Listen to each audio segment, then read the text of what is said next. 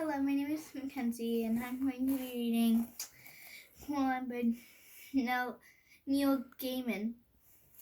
And I picked up to read this book because I thought it was going to be really funny. And I watched the movie. It's really nice. You guys should check out the movie, too. Let's get started. Chapter 1.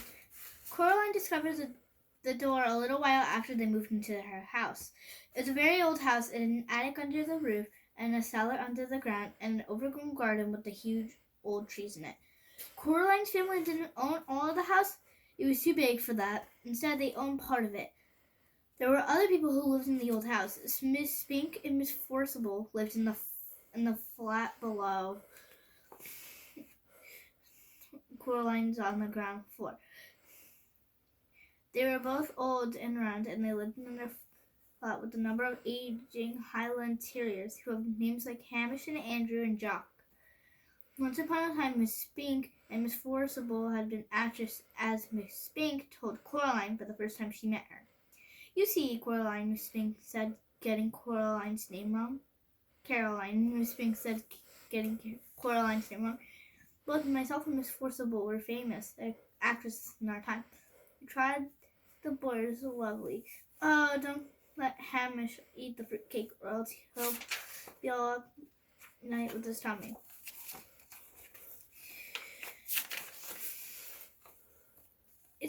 It's Coraline, not Caroline. Coraline, said Coraline. In the flat above Coraline's under the roof was a crazy old man with a big mustache. He told Coraline that he was training a mouse circus. He wouldn't let anyone see it. One day, little Caroline, when they were all ready, everyone in the world should see my wonders of my mouse circus. You asked me why you cannot see it now. Is that what you asked me? No, said Coraline quietly. I asked you not to call me Caroline. It's Coraline. The reason you cannot see the mouse circus, said the man upstairs, is that the mice are not ready yet and rehearsed. Also, they refuse to play the song they written for them to play. I've written them for the mice to play go oompa oompa, but the white mice only play doodle doodle, just like that. I'm thinking of trying them on a different type of cheese. Coraline didn't think that there really was a mouse circus. She thought that the old man was probably making it up.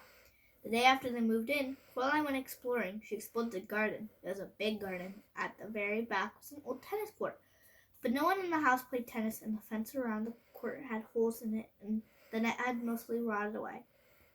There was an old rose garden filled with stunted, fly-blown rose bushes. There was a rockery that was all rocks with a fairy ring made out of squidgy brown toadstools, which smelled dreadfully if you accidentally trod on them. There was also a well. On the first day Coraline's family moved in, Miss Spink and Miss Forcible made a point of telling Coraline how dangerous the well was and wanted her to be sure to keep away from it. So Coraline set off to explore for it, so that she knew where it was to keep away from it properly. She found it on the third day in an overgrown meadow beside the tennis court behind a clump of trees, a low brick circle hidden in the high grass. The well has been covered up by wooden boards to stop anyone from falling in. There's a small knothole in the boards. Coraline spent an afternoon dropping pebbles and acorns through the hole, awaiting counting until she heard the plop as they hit the water far below. Coraline also explored for animals. She found a hedgehog and snakeskin, but no snake, and a rock that looked just like a frog, and a toad that looked just like a rock. There was also a haughty black cat who sat on walls and tree stumps and watched her but slipped away if she ever went over to try to play with it. That's how she spent her first 2 weeks in the house exploring the garden and grounds.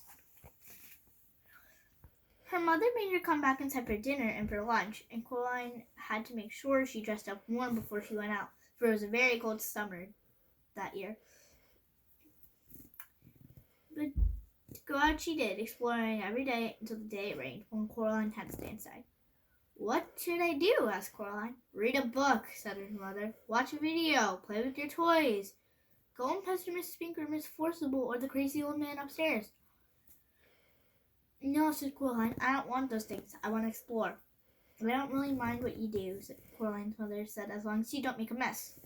Coraline went over to the window and watched the rain come down. It wasn't the kind of rain you could go out in. It was the other kind. The kind that threw itself down from the sky and splashed where it landed.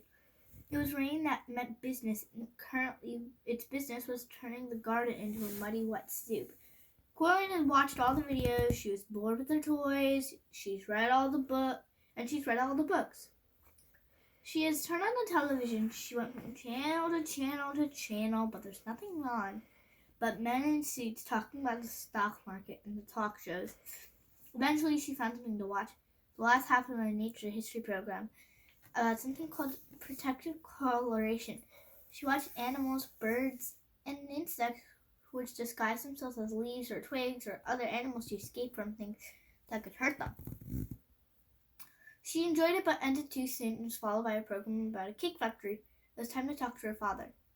Coraline's father was at home. Both of her parents worked doing things on computers, which meant that they were home a lot of the time. Both of her parents worked doing things on computers, which meant that they were home a lot of times. Each of them had their own study. Hello, Coraline, he said when she came in without turning around. Said Coraline. It's raining. Yep, said her father. It's bucketing down. No, said Coraline. It's just raining. Can I go outside? What does your mother say? She says, you're not going out in weather like this. Like that, Coraline Jones? Then no. But I want to carry on exploring. Then explore the flat, said her father. Oh, look, here's a piece of paper and a pen. Count all the doors and the windows. List everything blue. Mount an expedition to discover the hot water tank and leave me alone to work. Can I go into the drawing room? The drawing room was where the Jones kept their expensive and uncomfortable furniture Coraline's grandmother had left them when she died. Coraline wasn't allowed in there. Nobody went in there. It was only for the best. If you don't make a mess and you don't touch anything. Coraline considered this carefully. Then she took the piece of paper and pen and went off to explore the inside of the flat. She discovered the hot water tank. It was in the cupboard in the kitchen. She counted everything blue, which was 153 things. She counted the windows, which there was 21 of them. She counted the doors, 14 of them. The doors that she had found, 13 opened and closed. The other big carved brown wooden door at the far corner of the drawing room was locked. She said to her mother, where does the door go? Nowhere, dear. It has to go somewhere. Her mother shook her head. Look, she told Coraline. She reached up and took a string of keys from the top of the kitchen door frame. She sorted through them carefully and selected the oldest, biggest, blackest, rustiest key. They went into the drawing room. She unlocked the door with the key. The door swung open. Her mom was right. The door didn't go anywhere. It opened onto a brick wall. When this place was just one house, said Coraline's mother, the door went somewhere. When they turned the house into flats, they simply bricked it up. The other one's still for sale. She shut the door and put the string of keys back on top of the kitchen door frame. You didn't lock it, said Coraline. Her mother shrugged. Why should I lock it, she asked. It doesn't go anywhere. Coraline didn't say anything. It was nearly dark outside, and now the rain was still coming down, pattering against the windows and blurring the lights of the cars in the street outside. Coraline's father stopped working and made them all dinner. Coraline was disgusted. Daddy, she said, you made a recipe again.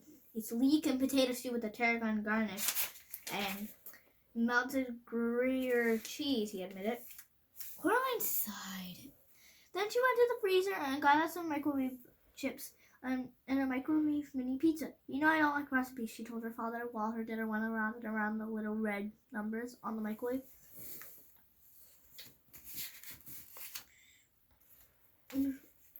Oven counts down to 0.